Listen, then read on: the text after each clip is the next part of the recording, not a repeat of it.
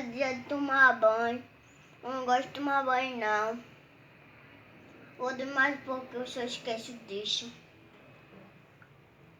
Bora tomar banho, que você não nasceu nem rico nem bonito. Cuide, bora.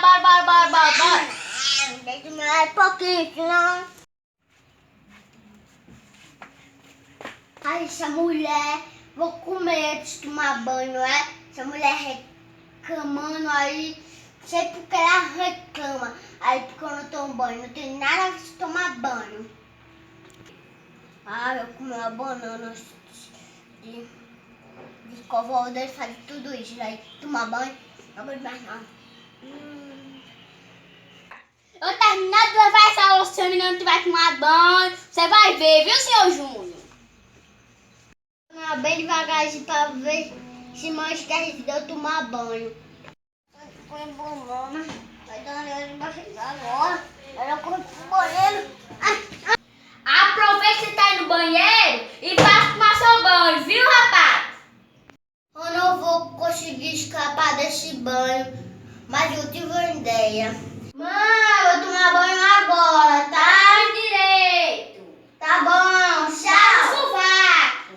E o cabeça também. E o pé. Tá bom, tchau. Ai, cadê? Ai.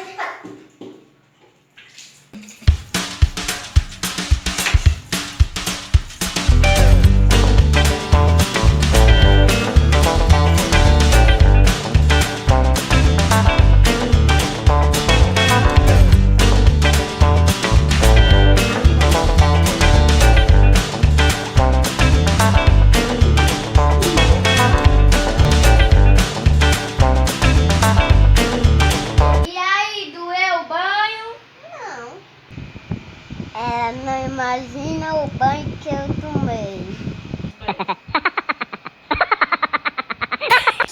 E não esqueça de se inscrever no canal Júnior Chetão. E mostrar pros amiguinhos. Tá bom? Tchau!